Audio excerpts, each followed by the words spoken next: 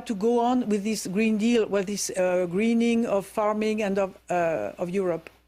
But if I may say, and it is something that we are supporting with Via Campesina in Europe, it is that, yes, we have to reconsider the market rules and these free trade agreements, but also all the agreement with the WTO and the World Trade Organization. We signed it in 94 or 5, and now we are in it. So we are in these rules of free trade and of open global market. And now we see the problems, because the compensation was subsidies. That was what farmers got. But then to have subsidies, you need to comply with more and more and more conditions.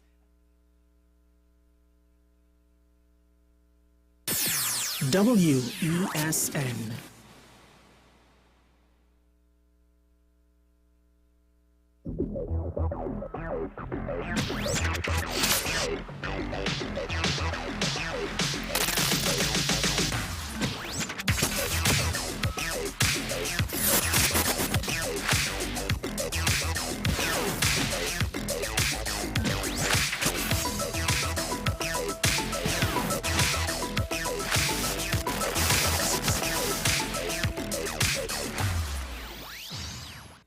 Welcome one and all. This is WESN Content Capital, Face of Sports, and we have got a special for you today.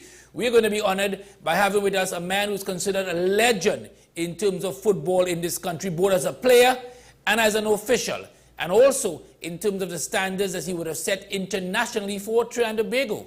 When you heard earlier, well, not last year, when we spoke on the Bison project, many of you would have heard the name Lincoln Tiger Phillips, whether it was on radio or television or even in the newspapers.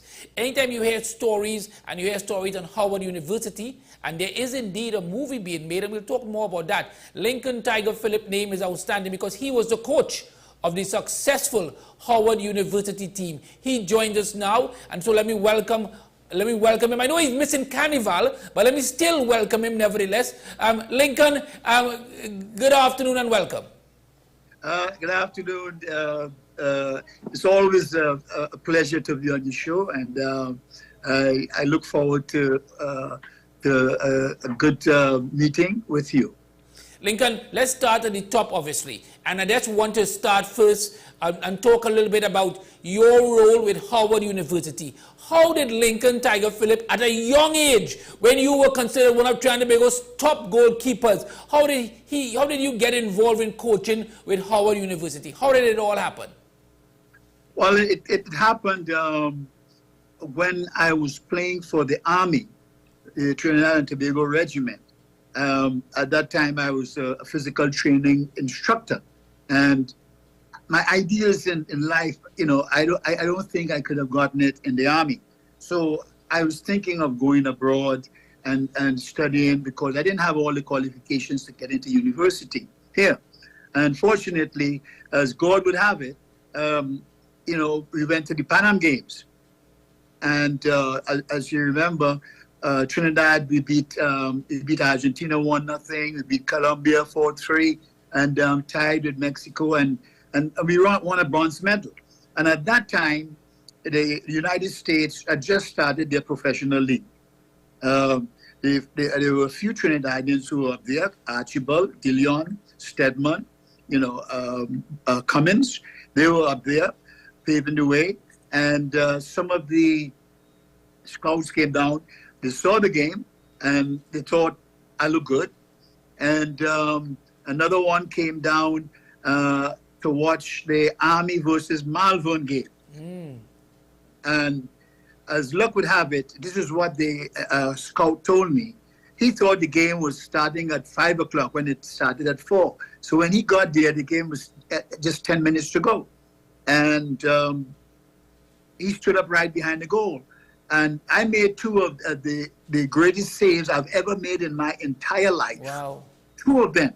Okay. And tell us about the saves. No, you need to tell me about the saves. You can't just state. You have to tell me. Well, we were leading 1-0. And you know, Malvern Regiment game is always a tense game. The people were now walking out the stadium because it was minutes to go. And a through pass came, Buggy Haynes, I came out, got a little stranded and started backing, and Buggy Haynes struck one to the far side. I don't know how I got my hand to it, but I got my hand to it. And this coach said, my God, you know, that is some fantastic reflexes. But 1 minute later, I can't remember the name of the forward from Malvern, but he hit a shot up in the right-hand corner, and I went after it. And then I realized, you know something, I could catch this ball. So I caught it. Wow. And he said that was the greatest save he has ever seen. And to be honest with you, Andre, I have never made another save like that in my life. Wow. So tell me, is there a God? Yes, there is a God. He came at the right time. The right shots were taken to show me. And the next thing you know, I was in Jamaica doing my preseason with the Baltimore Bays. And from there, unfortunately, I sat on the bench for the Baltimore Bays for about 20 games. They thought I was still young and inexperienced, but I told the coach, anytime he makes a mistake and put me in, I'm not coming out. And that's what happened. Right. That's what happened, my friend. I was the hardest training player on the team. People used to come to see me train. And all the players were hoping that I would get a chance because, you know, I was really a team person. I didn't sulk on the bench or anything like that, you know. And when I got my chance, that was it. And the coach, Gordon Jago, was one of my mentors. He realized from my comments on the bench that I know about the game. So at the end of the season, he recommended me to coach the Washington Darts. Okay. And that's where my professional debut started, with the Washington Darts. And on the Darts, we had players like Leroy DeLeon. I brought in, and these guys kind of stopped playing. Orrin Archibald had stopped playing, so we revived him.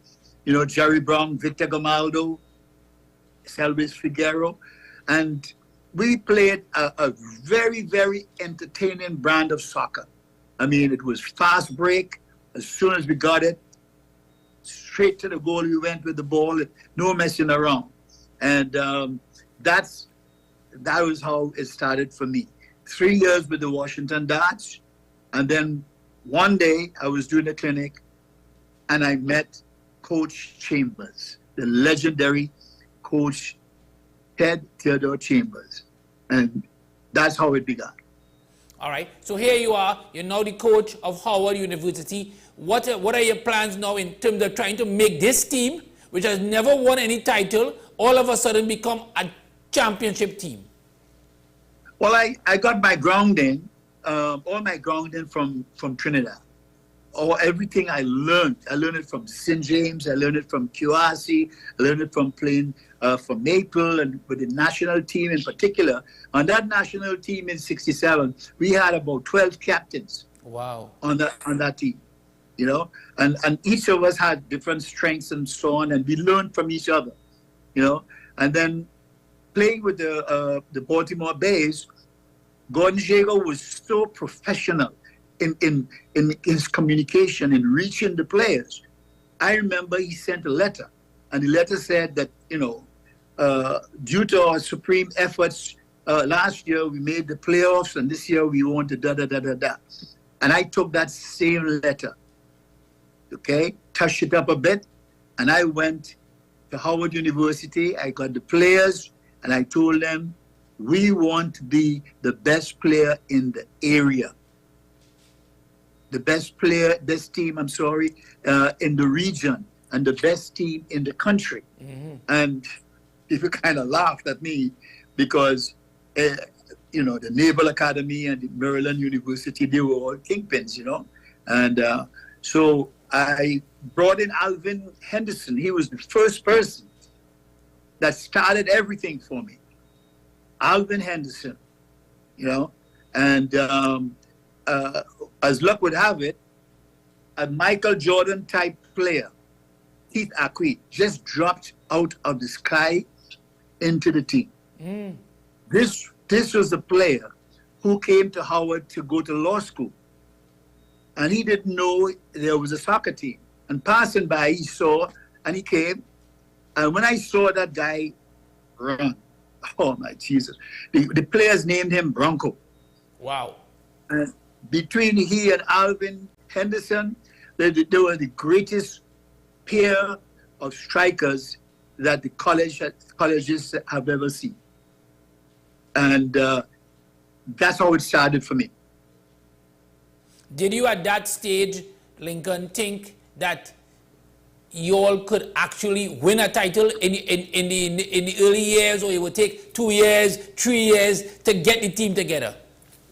No, I always believe once I take a team and I see the opposition and I see what I have, I could pretty much say, hey, we have a good chance to win it. And asking the players to be the top team in the area was a tall order. Having to ask the players to win in the region is even taller. Mm-hmm. And then to the best team in the country, that was impossible. But I have always remember my coaches telling me, Geoff Chambers, impossible is impossible because nobody has achieved it.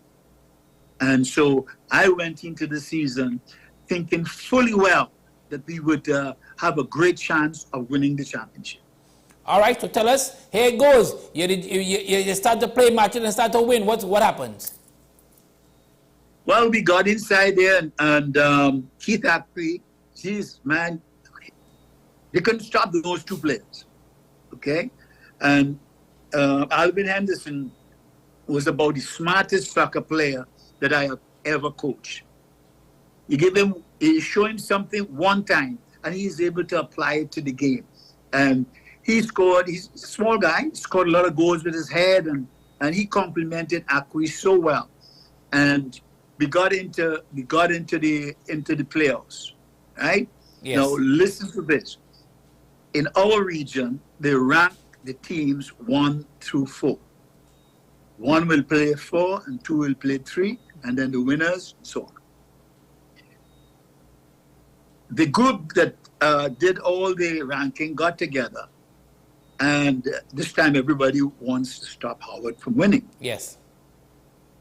They got together, and there is a group called the ISSFA or something like that. Right. And you had to be a member of that in order to get ranked.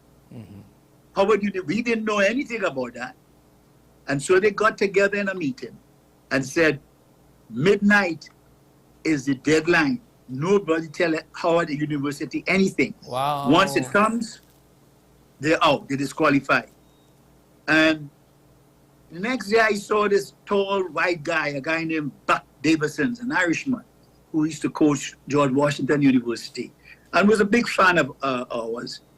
And I said, Buck, what are you doing here? When he told me what was going on, he handed me the application form. He said, just sign it. I said, but it'll cost money. He said, no, I'll pay it. And he took it in and he presented it. Obviously, that was the last time he was on that. He was on that board. So, and then we were ranked number 1 because we beat everybody, and then we had to play University of Maryland, and that was a national clash. Mm. Yeah, and it started from there. All right, so here you are. You moved on, and you're slowly beginning to look as if you could win it all. What's going to the team? How do you keep the team focused?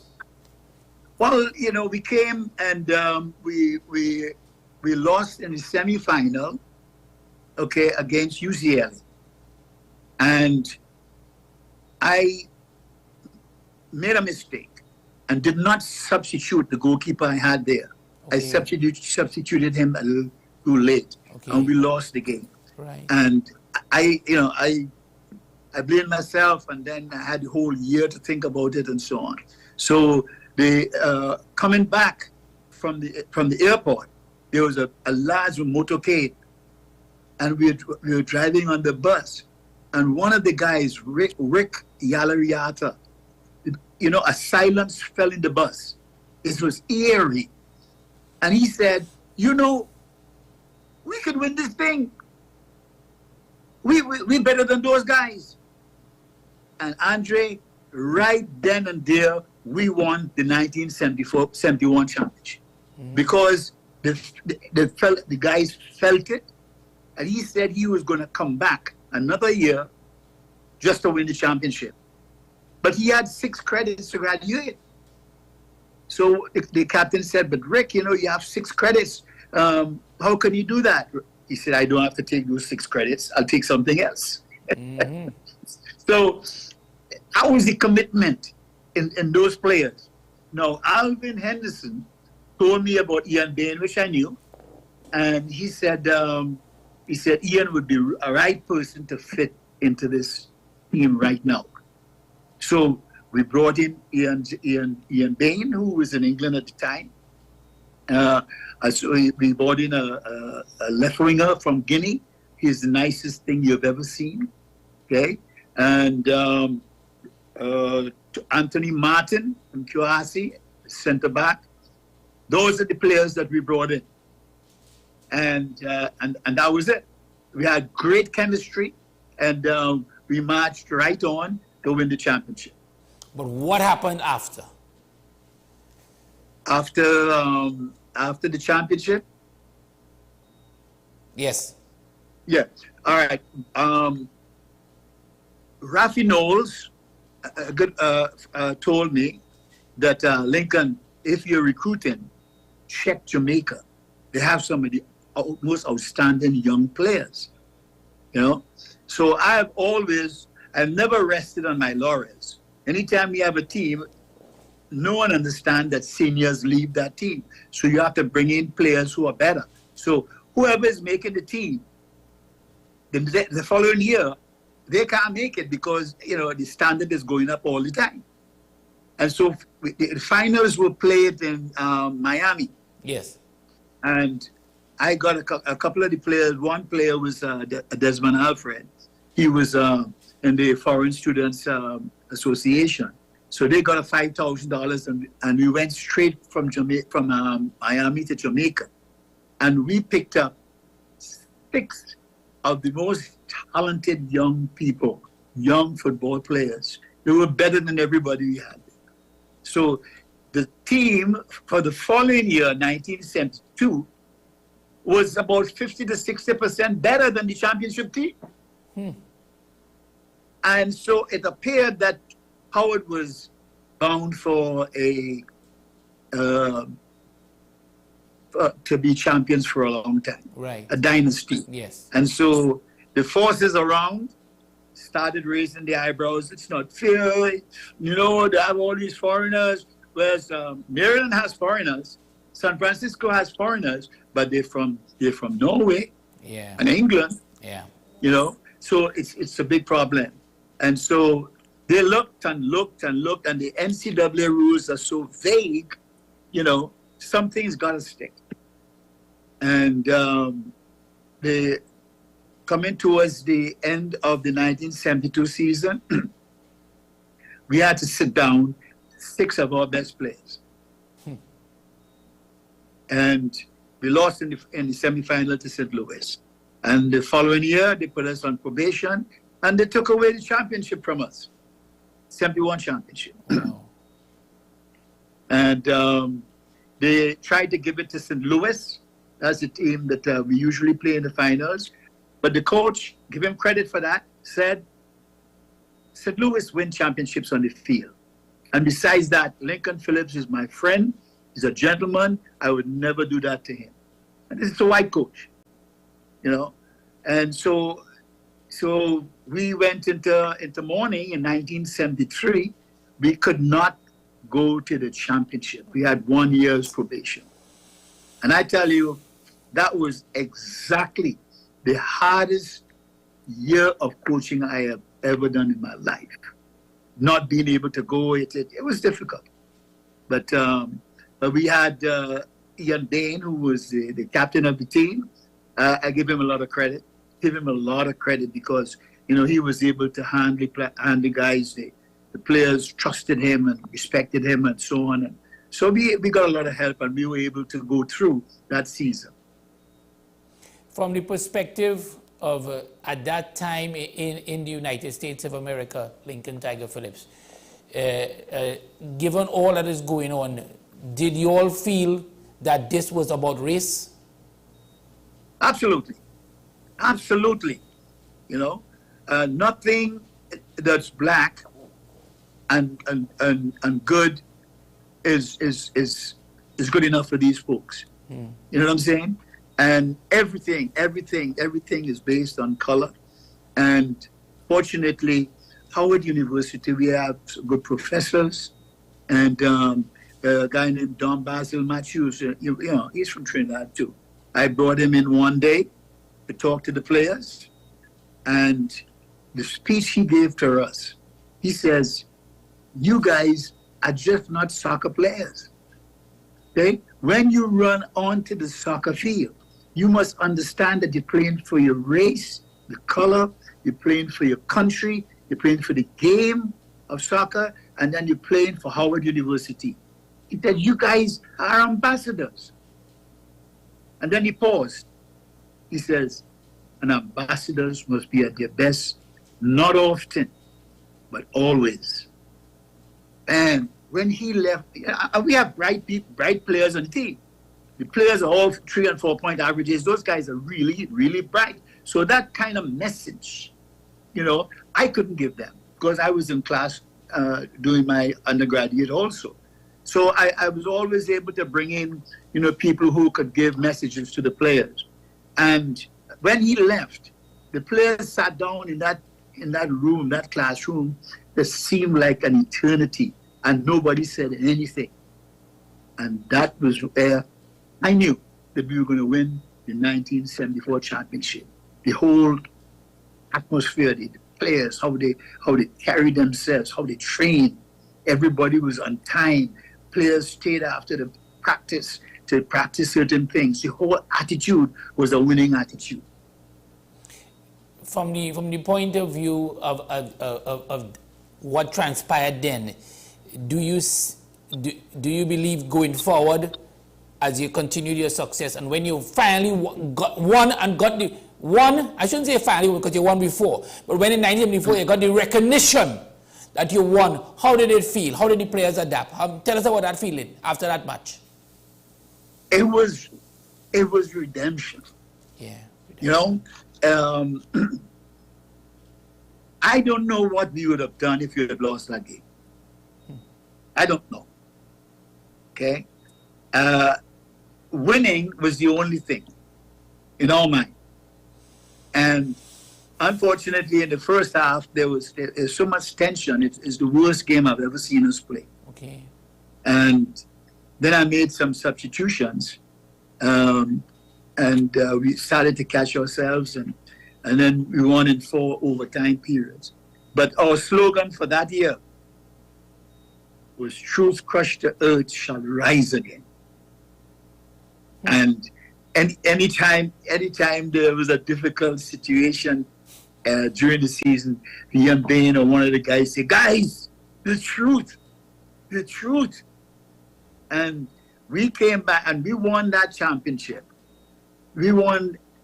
Not only did we win it, it's how we won it, Andre. We took it back.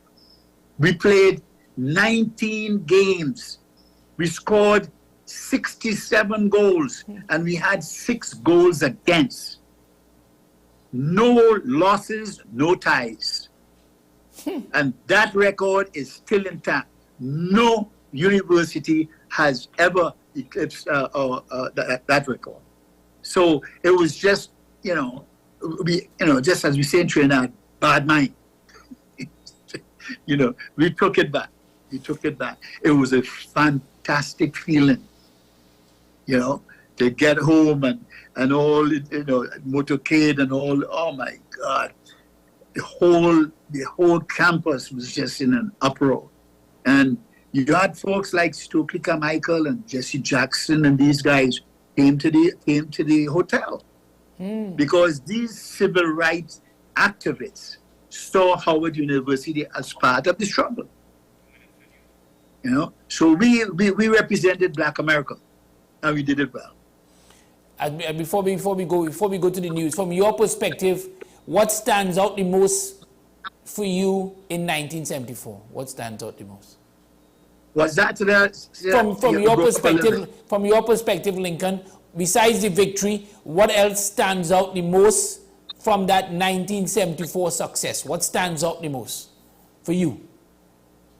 Well, I had to go to Nigeria because I got, just like we did when we were in Jamaica, a friend of mine in Nigeria, one of the players, Charlie Pine, told me that there's some outstanding schoolboy players. So I researched them, and these are young guys who are playing in the national team. And so to get there, I needed about $5,000. I went to the athletic director, and he said flat out no. So I went over there to the what's his name, Dr. Anderson. And Dr. Anderson, he is in charge of student affairs. He says, Coach, what do you need? I said, Doc, if we get these 6 players, we win the championship. He says, what do you need? I said, $5,000. He said, pass by in the morning for the $5,000. And that was it. Now, to go to Nigeria, I went there, picked up these players, outstanding players. These are the players who go to Europe now. Yeah. They couldn't go to Europe at the time. Okay? Europe did not open their doors. So these are the type players I got at Howard University. And now, in order to bring them with 6 scholarships, the players, I had to trim off a little bit of money from everybody. And that was a problem. The Jamaicans didn't like that at all. And they came in, called a meeting with me, Manos meeting. And they said, it's not right, it's not fair. So I said, I remember the moment, I said, I understand what you're saying. I am going to let you make the decision. We shave a little money off your scholarship, and we bring these players in, and we win the championship. We don't do it, and we have maybe an okay chance. Tell me what you want to do. Okay? Do you want to win championship or not? And they just watch me and say, Coach, why are you doing us this? I said, what? I said, I'm letting you make the decision. He said, well, Coach, Mario McLennan said, Coach, we want to win, Coach. I said, well. That's it. All right, I want you to hold that thought. We're going to go for the news. When we come from the news, I want to talk a little bit about trying to be good football. I also want to talk about an induction that you got recently. And I also, of course, want to talk about a movie that is coming out very shortly with you in it. We take a short break. We have Lincoln Tiger Phillips with us, a great man talking to us on football. We have the news next. We'll be back.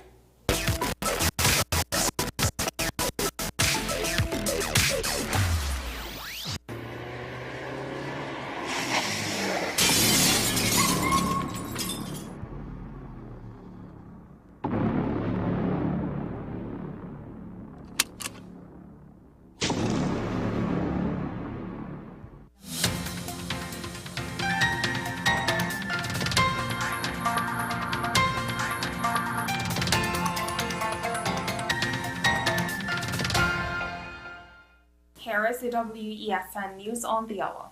I am Sierra Ali. Thanks for joining us. Here are the headlines. Freeport man fatally attacked while sleeping at his home. Posh Kubo appears in court for Mayara murder. And internationally, U.S. Coast Guard rescues 33 Haitian migrants near Cap Haitien. Now for the details. Deodat Gopi, a 58-year-old PTSD employee, met a tragic end when he was brutally attacked and fatally chopped while sleeping at his Grand Street Extension residence in Freeport. The incident occurred between Saturday night and Sunday morning. According to surviving family members, Gopi and his wife, Pauline, had previously reported multiple attacks by a relative to the police. His sister-in-law, Lisa Ramlal, told media, While she was saddened by the chain of events, Gopi's death had ended over 30 years of abuse her sister suffered at his hands. A Mayaro man has appeared before a master of the High Court charged with the murder of Ronaldo Jimenez, which occurred on December 23, 2023. Brandon Baptiste, aka Posh, and Posh Kubo, 27, of St. Anne's Village, was also charged with possession of firearm and possession of ammunition when he appeared in court on Tuesday, 22 January 2024. The matter was adjourned to February 28. Jimenez, aka Naldo, 20, of Mayaro, was walking along the roadway in the district around 9:45 p.m. on Saturday, 23 December 2023, when he was approached by a gunman who opened fire and shot at him before running off. The victim was conveyed to the Mayaro Health Facility, where he was pronounced dead. Investigation supervised by ASP Victor, Inspector Ramjag, Inspector Sylvester, and Sergeant Ramsahai, all of the Homicide Bureau of Investigations, Region 2, resulted in the arrest of a male suspect on Wednesday, 17 January. In international news, the United States Coast Guard reported that the crew of its cutter Dependable conducted a successful rescue operation, saving 33 Haitian migrants on Monday.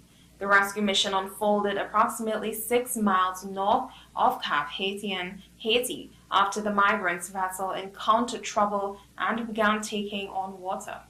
According to the U.S. Coast Guard, watchstanders from Coast Guard District 7 were alerted by the Dependable's crew upon discovering the distressed sailing vessel. Well, that's it. News on the hour on WESN. I am Sira Ali. Thank you for watching.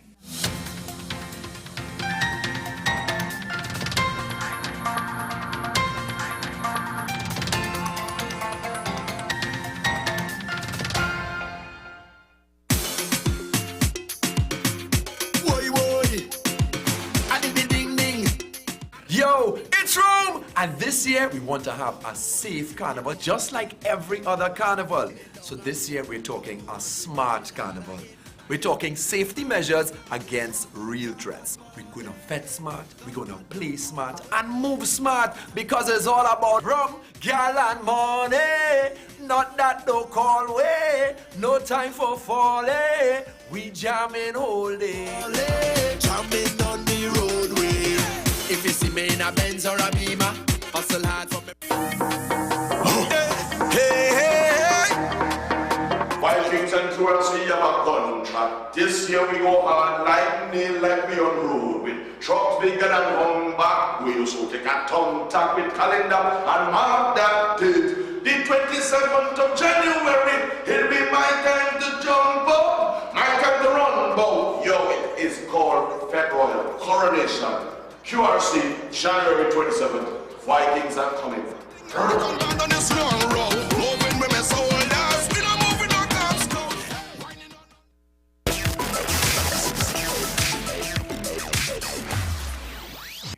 Welcome back, welcome back. We have Lincoln Tiger Phillips with us, the esteemed Lincoln Tiger Phillips. But before we go into some details, there's been a development in Trinidad and Tobago overnight. Today, FIFA, well, not today, yesterday FIFA issued a letter, and we're just going to put up on the screen briefly, a letter to the Robert Haddad, who is the chairman of the Normative Committee, basically saying that they have set aside the statutes, and the statutes are to be revealed to the membership on Sunday at the extraordinary general meeting. If the membership doesn't agree with the statutes, which FIFA have reviewed together with some of the members, then there can be no local elections in Trinidad and Tobago, and who knows what will happen in the future. Lincoln Tiger Phillips, generally, as we talk around this matter, how important is it? My question is not so much related to the letter, but related to the fact that how important is it, Lincoln Tiger Phillips, that we have fresh elections and we basically have people in Trinidad and Tobago running the football of Trinidad and Tobago, not necessarily FIFA? Well, it's important because the players lose. Yeah. And that's unfortunate. It's unfortunate. Our players need to be provided with as much opportunity to be as successful as they can be. And the more we stay out, it's bad for the players and the coaches. So I don't know enough about the whole situation, so I wouldn't comment too much on it. Sure. But I feel that it is very important that the powers that be in Trinidad, go into this meeting with the idea of solving problems and getting the league on the way as soon as possible. We must understand that FIFA is a club, okay? And they have members, so they call the rules, okay? So basically, whatever FIFA wants to do, they can do. If you want to play, you can play. If you don't want to play, you can drop out. Dropping out, to me, is a big problem for Trinidad and Tobago. So I sincerely hope that whoever is going inside there to represent Trinidad and Tobago, that they go inside there with an open mind, and the players in their mind, to get this thing resolved as soon as possible. If not, we're just taking away these opportunities from our young players, and that's not good. It's their game. Angus Eve, your thoughts on Angus Eve? He has an important game. He has the coach of the Trinidad and Tobago team. An important game on March 23rd against Canada. A one-off knockout game. Victory will propel us into the Copa America, obviously. Your thoughts on Angus Eve's job so far? Well, I've always liked Angus. Okay, ever since I was down there, and he played for the under 15, under 17 team, I think, in Canada. I saw him play, liked him a lot, And then I saw in Trinidad when I was down there, I liked him. And when we went, a national team went to England. We were playing a game against Iraq, and Virgil Sinclair got sick. And there was a big rift between the local players and the foreign-based players. And at halftime, Virgil Sinclair could not sit on the bench, and they wanted me to sit on the bench and run the team. And I said, no, let the assistant coach run the team. I'll be there to help him. That is Ron LaForest. Yeah. And at halftime, we were leading 2-0, I think. 2 goals scored by Stern John. And Ron LaForest said something, it was inappropriate. And the dressing room was just, Stern John took off his shoes. I mean, and so I jumped in and talked a while and cooled players down. But it's what Angus Eve said that really impressed me. He was the captain of the team. He talked to the international players. He was not scared of them. He talked to them. He talked to the local players and brought everything back in perspective. And we were ready to go back out in the second half. Since then, I've always tried my best to get a national team for Angus, and it didn't work. Okay? And now that he is national team, I'm very happy for him. But he will not succeed if he does not have the right support. Because it is not, our problem in Trinidad is not a coaching problem. Okay? Mm-hmm. Our coaches need, for instance, Angus. Angus should be in Barcelona, in Italy or England, spending a month or so with these professional teams, seeing how they play. And that's what they need to do with all our national team coaches. Send them abroad. And then when they come back, give them the wherewithal to be successful. We don't provide enough help for our coaches. But if somebody comes from Germany or Holland, or France, and he is white, then he gets everything. And that's not right. We have to learn, to understand that if you are an administrator, you have to find out what this coach needs to win and try to get it to him as quickly as possible. And if you can't get it, that coach must understand and must trust you that even if you don't get it, he feels that you're trying your best to help them. But our coaches feel like the administrators are just screwing them up, and there's not a good feeling between the suits undershorts. Okay, I like that. We've got to actually. have Suits you've and got to shorts. have a better communication between and the administrators have to understand that it is the players' game and the coaches' game, and they are there to serve. And once we get that attitude, develop that attitude, I think things are going to go better. All right, so let's revert back to you. Recently, just maybe about 10 days ago, maybe a little bit less, you were inducted into the Hall of Fame. Tell us a little bit about that in coaching in the United States. Tell us about that. Well, it was an awesome experience. The United Soccer Coaches is the largest coaches association in the world. That's over 35,000 membership, and I got inducted with three other outstanding people. Jill Ellis, who was the American national coach. American national coach that would have won the World Cup. Yeah. Jill Ellis and what's his name? Her name April Hendricks. Okay. She was part of the team, women's team that really brought women's soccer to the front. And Joe Matchnick, outstanding goalkeeper coach. He did an excellent job, and all of these folks really played an important role in the development of soccer in this country. So getting inducted was a great honor, and everywhere I went, the refrain from all the coaches was that, Coach, congratulations, but it's about time. It's long overdue. And when I went up and made my speech, I mentioned that. But I said, nothing happens before it's time. That is my philosophy. I believe in it. Yeah. What is for you, nobody could take it away from you. So I have been glossed over in many situations where I was eminently qualified, overqualified for a position and did not get it.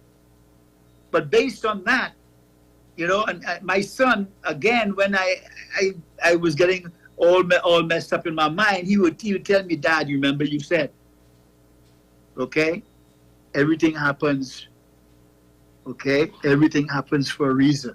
And thank God, most of these jobs that I didn't get, if I had gotten, they would have taken me away from my family for months. And thank God, I always had a job where I slept home every night. Yeah. So it was a great honor, and to represent the United States, United Soccer Coaches, and I'm still on cloud nine. So let's also talk now about the real cloud nine. A movie is being made. Give us a little insight, a little snippet of what's going on in terms of that, and involving your character at Howard in particular. But give us a little insight. Yeah. Well, I wrote my autobiography. Yes. And the autobiography has my life story. Yeah. And Mark Wright, who was a player for Ian Bain, one day visited Ian in Washington, and Ian showed him the book. And Mark, who was working at ESPN at the time, said, you know what? This book is a movie. And so he was able to get a documentary off the ground. They only gave him $40,000, which is ridiculous. But eventually the documentary came out, and some guy from England saw it, and he read an article about it. And then from Hollywood, a producer by the name of Peter Lawson, he saw it and he called me. He says, what are you doing about this? So I said, nothing really. And it started from there, I said, and I asked him, I said, out of all these scripts that you've gotten, why my life story? Why do you think that's? He said, well, the ups and downs, the ins and outs, and how you handle it. He said, you make the movie. Especially, there was a famous speech when the NCAA put us on probation and we lost to St. Louis. I got up and I blasted the NCAA and told them they were racist and all that stuff. It was totally, it wasn't planned, but it just came out just like that, you know. And he felt that, excuse the language, there, it took a lot of testicles to get up there and do that. And he said that is the basis of the movie. To win, to be a champion, to lose it unfairly and come back, and it's how you win it and how you carry yourself and how the players believe in you. He said that's a movie. So that's it. The movie is produced by Peter Lawson, and Taylor Matern has written the script. And these are two top Hollywood people. And the director. I've just been reminded, although I know I knew the name, but I didn't remember the show, by Josh, who is a movie buff. That Peter Lawson is the man behind John Wick. Is the man behind the John Wick movies. Yeah. That's right. That's right. And another movie was okay. Oh my God! It was Snowden. Snowden. Is it Snowden? Snowden. No, it was the Catholic action movie. Yeah. Yes, a scandal in the Catholic diocese. Oh, a scandal in the Catholic Church. Spotlight. Okay. Yeah, and he won an Academy Award for that picture. Okay. You know, so this you're talking about a top class. Yes. People, you know, and they think that the movie is a good movie. What kind of time frame? What kind of time frame we talking about?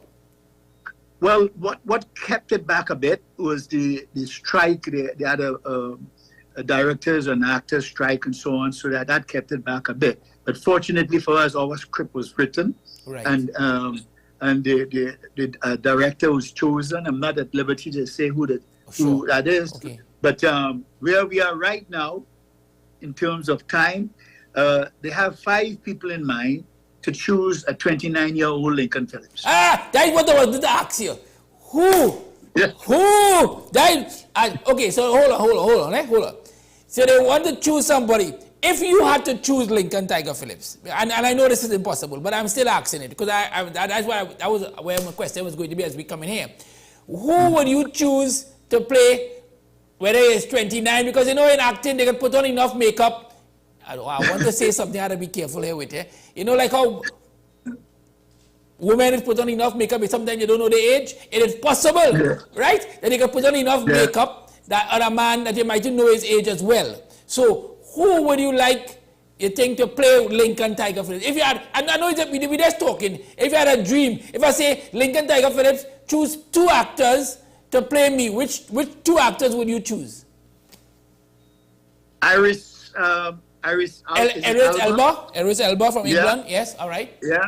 Yeah, and you know, he has a good accent, and he likes soccer. He follows soccer and so on. So, but one of the things I don't want is to get somebody who has to imitate the accent. Yes. You know, that's you don't want that. artificial. You know, you want somebody who has the accent, and maybe someone who grew up in England.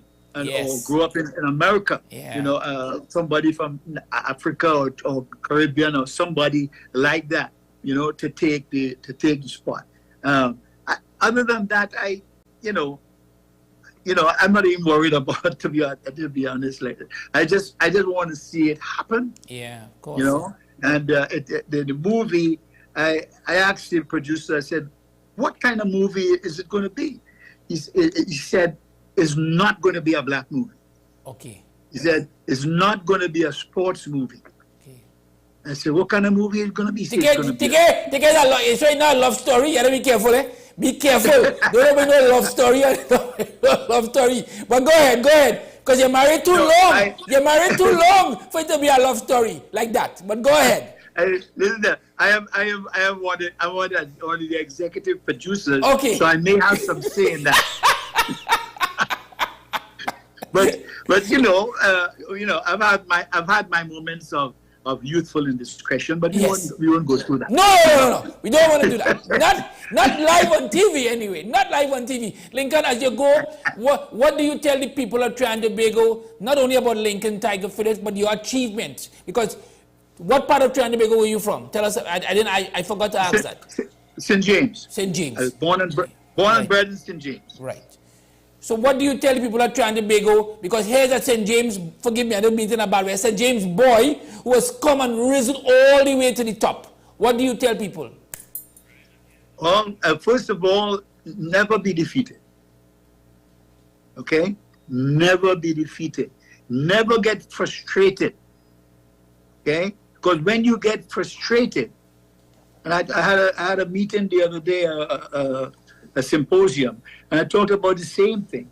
I said, when you get frustrated, that means you don't know what you're doing. Mm-hmm. So take the word out of your lexicon.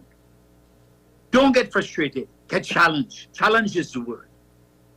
And when you're challenged, you must understand that you will look to find ways of solving that problem. It's the way you approach the problem. Don't approach it in a defeatist manner. Okay? You can conquer it regardless. And coming from Trinidad, we slept in about 4 of us on the same bed. I mean, we had a light was a flambeau, and it doesn't matter. It doesn't matter where you came from or who you are. Is where your head is at. Okay, you get an opportunity. Your parents push you to get an education, so you go ahead and get it. Go ahead and get it. But it's all up to you. And lastly, never let anybody tell you where you could go or where you can't go. Okay, if it is to be, it's up to you. That is your challenge. Your challenge to conquer. And I think that is one of the reasons why the producer he liked the messages that were sent in the book. And so basically, Trinidad and Tobago, you could be whatever you want to be. Just get outside there, dream, okay? And you may have the capacity to be great, but you have to also develop that will. The will to do what it takes to be a champion, the will to do what it takes to pass an exam. You have to be able to have that will to get over whatever obstacle comes in your way. If you have that attitude, you're going to be all right. As I go, it would be remiss of me not to ask you about women's football, because you would have been involved as the technical director when Trinidad and Tobago came within a point of qualifying for the first World Cup, and we would have been the first Caribbean team to do that. We lost an unfortunate goal here. Your thoughts quickly on Trinidad and Tobago's women's football? Well, again, we got to have a league. Yeah. Okay. And our administrators have got to take women's football just as serious as you take men. Okay? We have got to have the facilities. We've got to give those coaches and the players the wherewithal to play competitively. And they have to go overseas as often as possible. And this goes for men and women.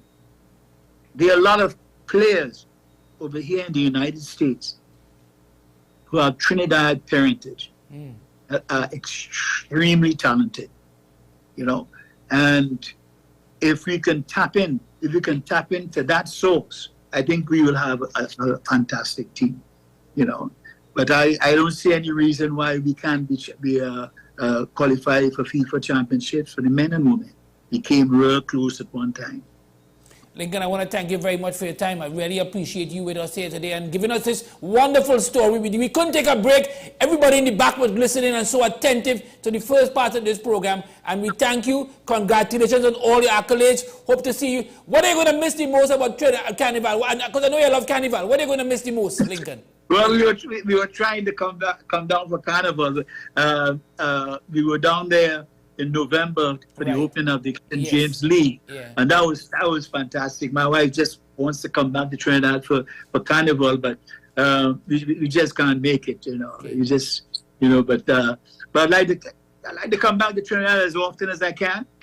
Trinidad is home; it'll always be home, and so I hope that that if not for Carnival, maybe sometime during the year we can come back and see all our friends and family. By then the movie could start. By then the movie would have gone into production, hopefully, and we'll talk more about it live on the set with you. So I thank you very much, Lincoln.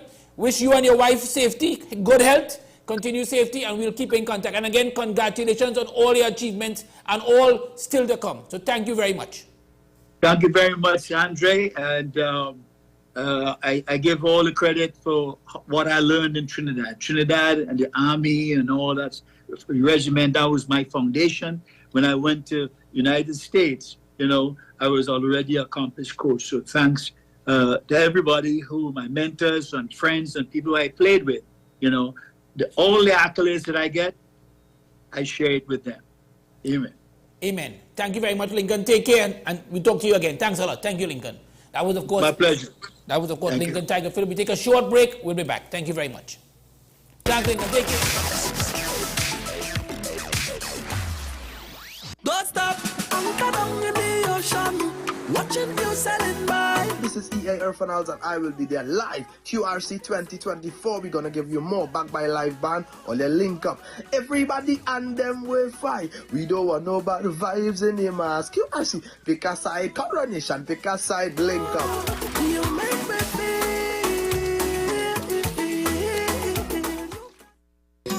Take some time for yourself or spend some time with the family at Sandy Point Village Hotel. Enjoy our various studio and suite apartments, self-contained with their own kitchenettes and Wi-Fi. We also have our famous 100-foot swimming pool and our beachfront restaurant, The Steak and Lobster Grill. And our location in Crown Point puts us near the center of activity from the nylon pool to the local nightlife. Call us and make your reservations at 639-8533, 389-2378 or email us at sandypointvillagehotel@gmail.com. My name is Carl Media. I'm the founder and the host of Ever Increasing Voice Ministries. Join me every Saturday and Sunday on WESN, this powerful station, at 9 a.m. on Saturdays, 1 p.m. and 7 p.m. nightly. Also on Sundays, I'll be on at 7 a.m., 1 p.m. and 7 p.m. at night time. When you come here, we are getting people heavenly ready. The issue, the continued rise in the price of flour and its impact on the cost of living in Trinidad and Tobago. How should we go about it? I want to ask you, what has been revealed to you about the state of vulnerability in the country because of this exercise and because of what we're going through? Is the government losing the war on the vaccine front? The discussion should revolve around the common good for the greatest number of people in Trinidad and Tobago. How do we inculcate a sense of respect and regard for people who may not be of your own political ilk or persuasion? The communities are now being used by political opportunists. So when the tables are turned, it's the same way. Okay, this has been 10 questions. I'm Andy Johnson, and we'll see you next time. What's the best way to grab the attention of viewers? Please exercise more patience.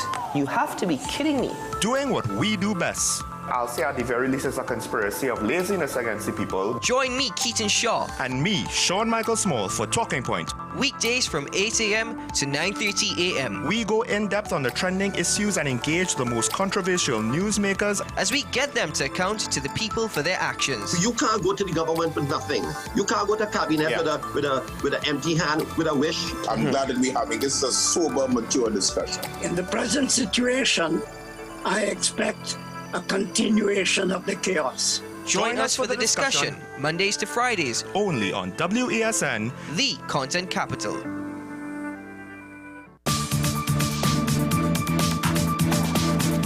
I am Rondell Donowa, attorney at law and host of Strictly Legal on WESN Content Capital. Strictly Legal is a legal program geared towards informing you, the public, of your legal rights, responsibilities, and remedies.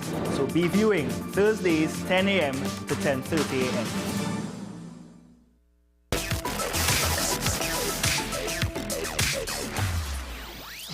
Welcome one and all. This is WESN Content Capital Face of Sport. Much thanks to Lincoln Tiger Phillips. Really an inspiring discussion. We could have gone on and on and on, as I've been told, and talk with him, obviously, as you know, but time doesn't always allow us to do that, as the case may be. But I wanted to spend some time on that FIFA letter. So let's put it up on the screen just to give some clarity. And for those of you who may have come in late and you may not know entirely what it's about, where if FIFA would have written, and I'm going to leave it on the screen obviously, FIFA would have written to the Normalization Committee. It was FIFA basically telling the Normalization Committee, and I'm going to read it now, so after I'm leaving it on the screen so I can read it. And this is the letter. The letter was dated the 24th of January. It's addressed to Robert Haddad. And it says, Statutes of the Trinidad and Tobago Football Association. That's the headline. And it goes on to say the following. Listen, people. Dear Mr. Haddad, reference is made to the ongoing statutory revision of the Trinidad and Tobago Football Association, the TTFA, as well as the notice sent to the members of the TTFA on the 18th of January 2024. In relation to your Extraordinary General Meeting, EGM, to take place on the 28th of January 2024. In this regard, and first of all, we would like to highlight that following a thorough consultation process in which the members of TTFA were closely involved and invited to provide their comments, we are now pleased to confirm that the statutes document which is attached to this letter fully complies with the requirements and standards of FIFA and CONCACAF and is therefore endorsed by both entities. In this respect, it is important to note that all the comments and feedback provided by the members of TTFA were diligently analyzed and taken into consideration during the revision process. We therefore expect this latest version to be submitted to the members of TTFA during their EGM of the 20th of January 2024 for approval. In this context, we would like to remind you that based on the initial decision of the Bureau of the FIFA Council to appoint a normalization committee for TTFA, elections of a new TTFA executive committee will only be able to be held once the TTFA statutes and other regulations, where necessary, have been revised and brought in line with the FIFA statutes and requirements.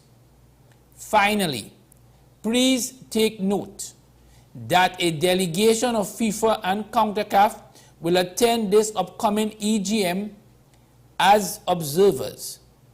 We thank you for taking note of the above, and we wish you a successful EGM on the 20th of January 2024. Now, what I want to highlight a lot there, people, as I read that entire document, which was signed by Kenny Jean-Marie, Chief Member Association Officer at FIFA and copied to CONCACAF, is that the word only has been used, which suggests that FIFA is saying that come the Extraordinary General Meeting on Sunday, I understand it's due to start at 10 o'clock on Sunday, if the membership by majority, remember it's majority vote, do not agree the statutes, and the statutes here relate to the Constitution.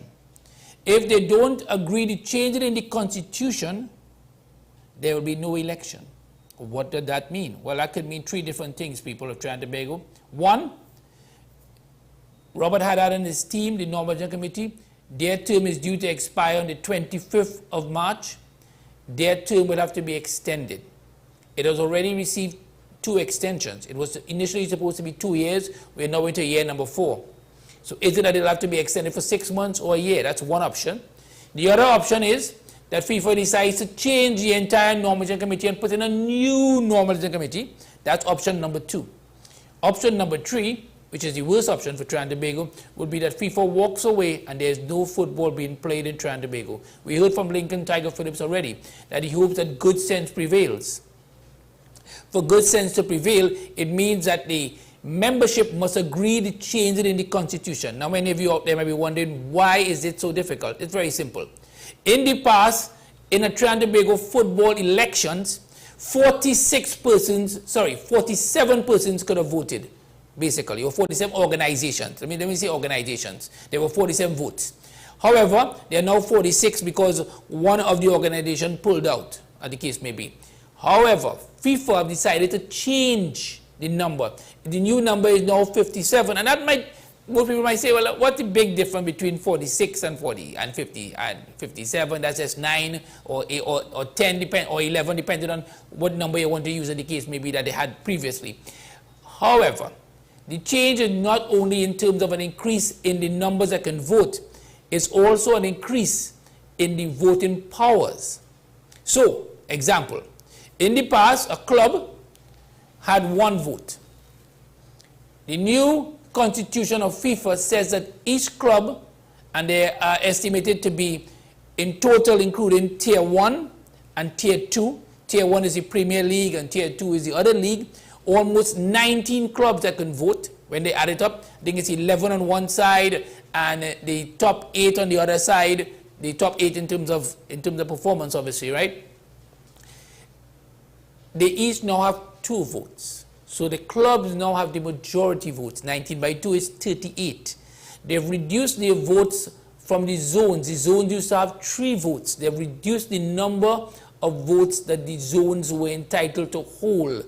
So they reduced the power of the zones. In the past, the zones were extremely powerful. North zone, East zone, South zone, Central zone, and of course the Tobago zone, as the case may be. They were extremely powerful. They had some 3 votes. They had 15 votes out of the 46. So they had a lot of the votes in the past. So that has caused a lot of condemnation from the zones, and they've given the powers to the clubs. Now, the reason why people are upset is because now they give the powers to the clubs. Are they saying that the persons who run the clubs now should be in charge of football and not the zones? But the zones control the clubs. I hope you all understand where I'm going here with this, obviously. And therefore, it leads one to suggest that this could be intentional or not intentional by FIFA together with other powers, whether it be the Normalization Committee or others, to ensure that the clubs have the final say. Is it that FIFA wants to stop persons who they may feel are not eligible to become president, and they believe if they put the power in the hands of the clubs will favor those persons who they are most closely connected to? That's a suggestion that has been made by many, that the clubs now are thinking, if we have all this power, and we have been working with person A, B, or C, then we should trust that person, and that will be the person that we should vote for. We already know for certain 1 or 2 names of persons whose names have come forward. We know that Selby Brown has said that he is throwing his name forward. We've also heard names being mentioned in the East Zone as well. Some have mentioned people from the South Zone. Some have mentioned from people within the Normalization Committee as well. We have not heard anyone from the Tobago Zone. I've heard recently that there could be others from outside of the inner circles of football. Maybe they're connected to another part of football in Trinidad and Tobago, or in not necessarily the football being played right now in terms of the Tier 1 and the Tier 2 football. So all of that is the concern.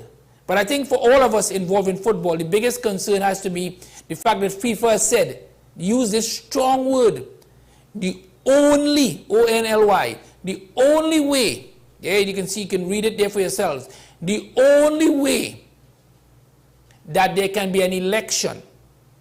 Remember, we have had the FIFA for 4 years. They came in when the William Wallace team was basically removed. The only way we can have an election is if you guys, you the members, on Sunday say yes. by majority, because it's by majority, yes, we agree with the changes to the statutes, the changes to the Constitution. Now, some people are suggesting this. Some people are suggesting that some are so fed up of the Normalization Committee that they won't even change a comma. They just want the Normalization Committee out. So many of them are going to agree with what FIFA says and just go on and move on. They just want a new election. They want new officers. They feel that the current executive, which is Robert Haddad as the chairman, there's Nicholas Gomez, Nigel Romano, and the outgoing secretary, Emil Mohammed. They just want them out. They want new persons in.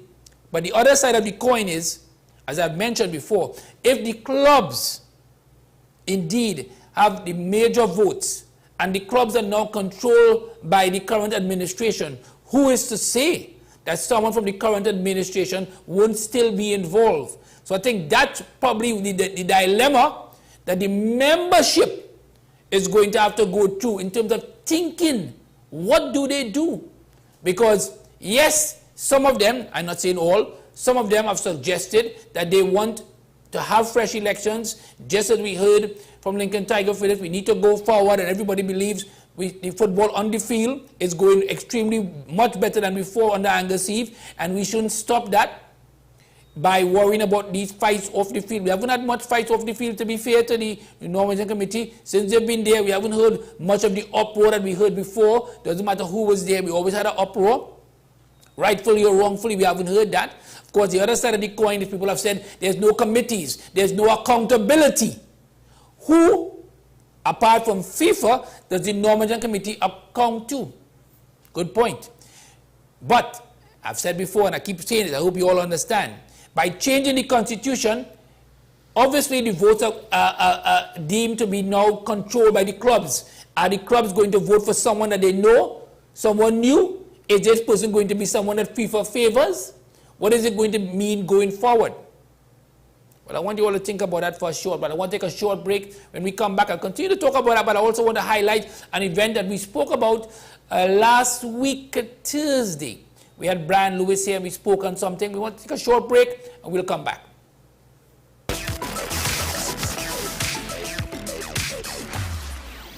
Oh lad, I spending the money. Down the road on Saturday, January 27th at Fete Royale, the coronation, QRC grounds. Raymond and the entire team, dealing it down. We're coming to bring the love to you. QRC Fete Royale, Saturday, January 27th. We come in, no kind of stress and no more drama in the all-inclusive. I want to see you there, man. All the biggest stars, we're going to be at Fete Royale, the coronation, QRC grounds. Mwah. See you there. Happy Carnival, guys. Where the food is, you know where to find me. All the woman is the cutest. You don't know we love it.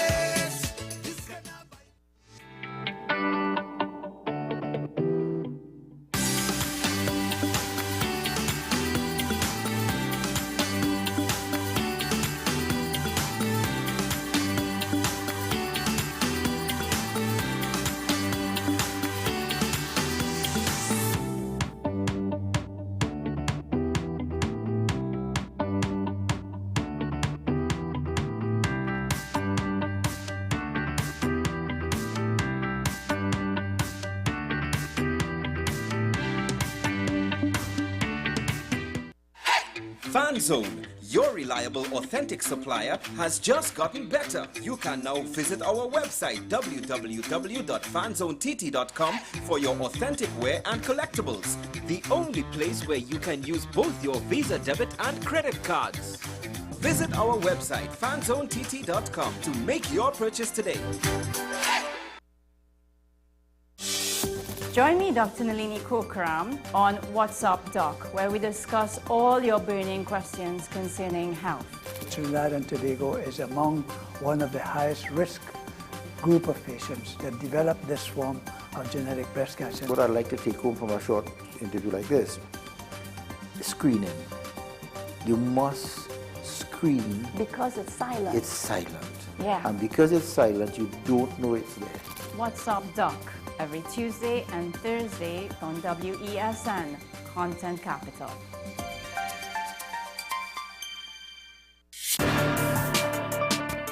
People really want to know, what about me? Where do I fit? Yes. What is in the ride for me in terms of a better Trinidad and Tobago? And I'm pleased to shed some light on that. The purpose of bail is to ensure your attendance at court. That's it. It is not punitive, it is not rehabilitative. We, the police officers, we are professional, and we are here for whenever the survivor is ready to come forward. We have the right to private and family life, the right to religious freedoms and beliefs and thoughts and expression. But these rights are not absolute. Certain rights can be limited. The law is to govern the whole, is for all of us in public.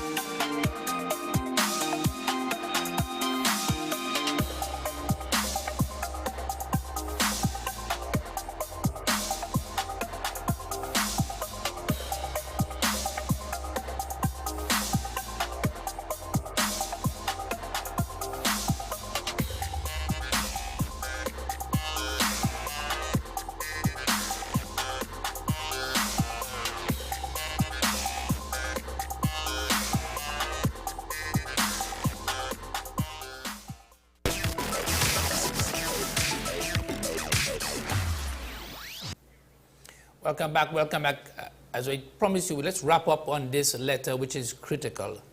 Come Sunday, at just about noon, we might know whether or not football in this country is going to continue as it is right now, whether FIFA are going to leave, whether FIFA are going to appoint a new nominating committee, whether they're going to extend the nominating committee, or whether the membership will come together and decide in the best interest of football, and as you heard from Lincoln Tiger Phillips, in the best interest of the players, in the best interest of the footballers, whether they'll decide, okay, we may not necessarily agree with everything that FIFA has done, or even the normalization committee, but in the best interest of Trinidad and Tobago football, and to avoid what is written on that letter, particularly the only part where it says there will only be an election if the statutes, and by inference that means the constitution, the changes made are agreed by majority on Sunday. That's the only way there can be an election. That's the only way football can go forward in Trinidad and Tobago. So, all things being equal, we'll know Sunday into Monday the state of Trinidad and Tobago's football. And all of these people, I must tell you, on the back of Trinidad and Tobago getting ready to play tournament, or under 20 tournament, very shortly. Very shortly, under 20 tournament. So, and the national team getting ready to play a crucial game on March the 20th against Canada. Against this whole backdrop, we have this now in our football.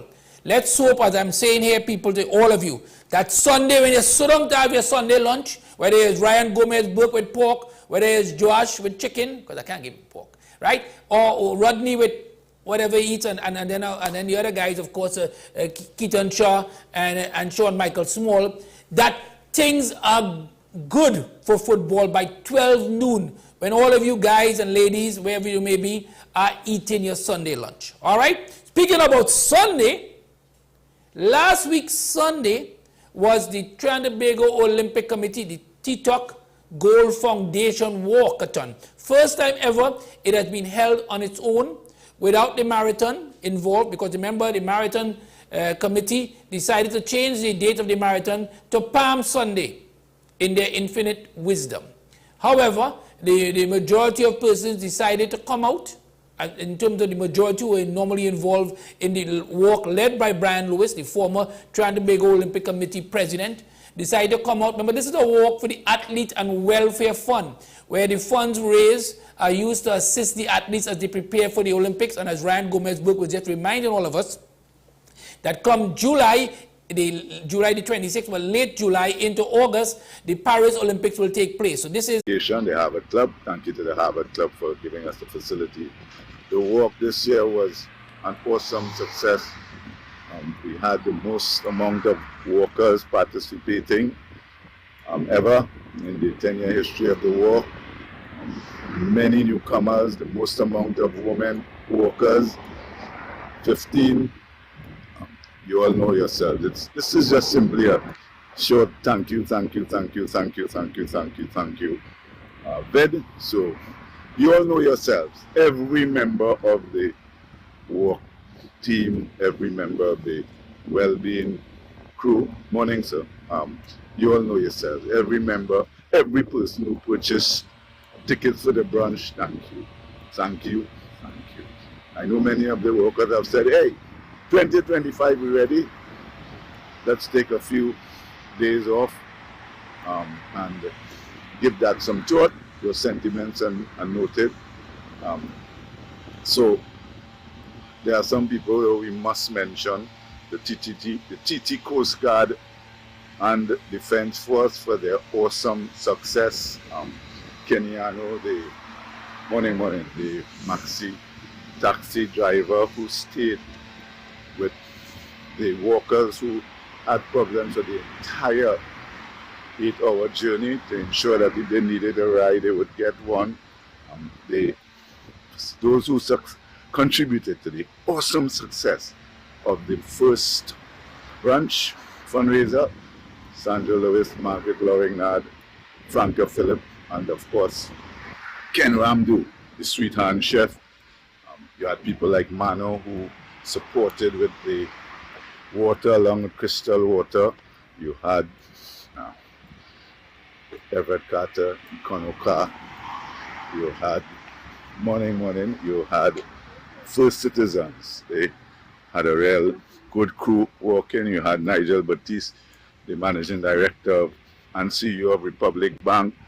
Media personalities, Tony Lee, Andrea L. Batiste, regulars Anton Lafon, Keith Lashley, Richie Rahim, who again was celebrating his 75th, he aced it. You had newcomers such as Bertram and Denise Blackman, Nikolai Blackman's parents. Dan Henderson, the TTOC president, participated for the first time due to her not having the TTIM marathon responsibilities. Folks, I could go on and on. But as I said, you all know yourselves. Thank you for making the 10th walk an outstanding success. Your contribution and support of the youth and young people who are dedicating to winning Olympic gold, hearing that Pan Anthem version play and seeing that red, white and black flag raised, thank you on their behalf for your support. The TTOC Gold Foundation will continue its work raising funds to support our athletes, and we look forward to your continued support. Again, thank you.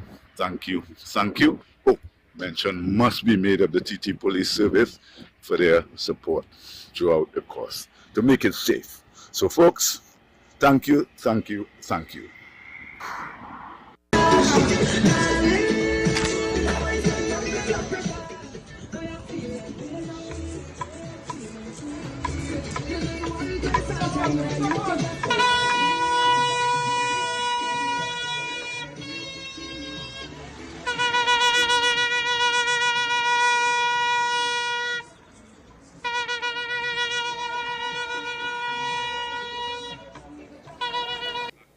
Yes, indeed. Sometimes I wonder how Joey Richardson and his team, he holds that flag for so long. But this time around, he had some help. Rhea Ramnarine, to many surprise, she held that flag for a good distance. That's not easy walking with that flag, I must say. And they always had enough noise, enough momentum, enough celebration, and enough joy during the walk. We're going to put up some photos of the walk, as you heard from Brian Lewis. There's so many people involved, and I'm not going to go into their names. I'm just going to put the photos up. That team, basically, there is the music team.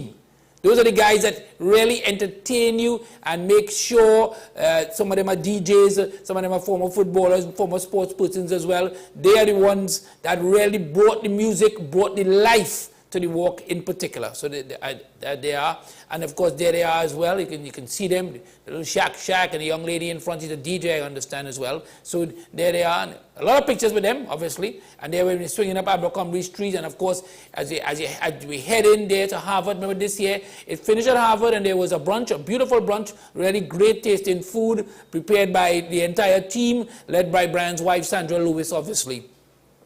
And there's Ricky Rahim, the veteran, as he mentioned, 75 years old. That's a message out there for Ryan Gomez-Burke and Joash and Rodney. I'm not going to, and Keaton, Sean Michael Small, I'm not going to put him in that. But nevertheless, that's there. There he is, 75 years old, gentlemen, and still going strong. All right, to give you a little idea. And there's my brother and next to him is Bertram Blackman, the dad of Nikolai Blackman, and then next to all of them is the young lady Christina, who actually finished the race first.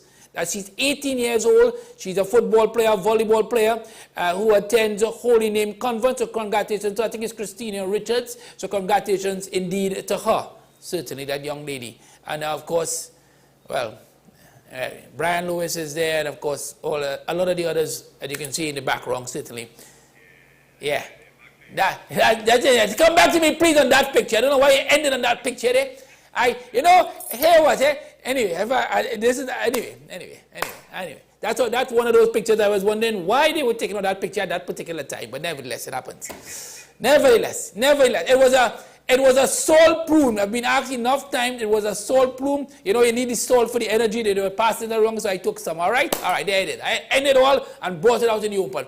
As we go, much thanks. Really a great interview and a great pleasure. We had to interview Lincoln Tiger Phillips. I thank him very much for his sincerity and giving us a chance to talk to him and maybe learn more from him, and look forward to that movie. Idris Elba, look who he wants, top star, and he's got a big producer in Peter Lawson. That is a massive producer, so a lot to look forward to with that. Great work as usual by Neil, hard-working work by Neil. Much thanks to him. Much thanks as well to Rodney, much thanks to Joash, who was again doubled up and helped out Ryan Gomez-Burke. Much thanks to Keaton, Sean Michael Small, who will be with me tomorrow as we discuss the NFL. We are down to the last 4 teams in the NFL. We'll discuss that as the 2 games will be played on Sunday. So tomorrow is NFL Friday. Ryan Gomez-Burke, Mael wherever he is, and Joash will double up. This has been WESN Content Capital. And of course, Brian Lewis. Never forgetting Brian Lewis, all the hard work. Goodbye.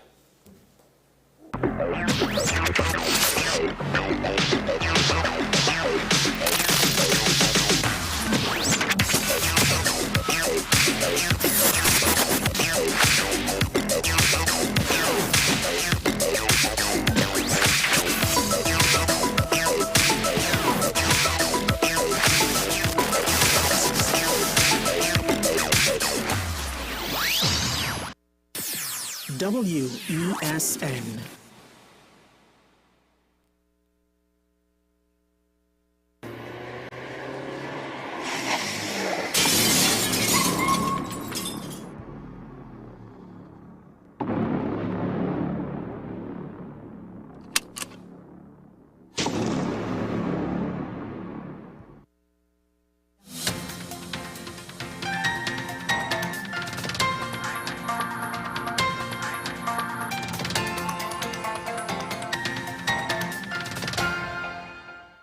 Here is the WESN News on the Hour. I am Sira Ali. Thanks for joining us. Here are the headlines. Suspects in Tunapuna Police Station car crash pursuit remain in custody. San Fernando vendors rally against high street vending ban. Minister Donna Cox hosts key meeting with NIBTT representatives on social services. Now for the details. For the second day in a row, demonstrators gathered outside the San Fernando City Corporation, urging Mayor Robert Paris to reconsider his decision to prohibit vending on High Street. Despite the vendors' impassioned objections, Mayor Paris